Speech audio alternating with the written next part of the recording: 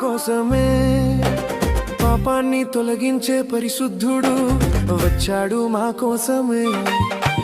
చీకటి తొలగించే శ్రీమంతుడు పుట్టాడు మా కోసమే, పాపాన్ని తొలగించే పరిశుద్ధుడు వచ్చాడు మా కోసమే. యేసయ్య పుట్టాడు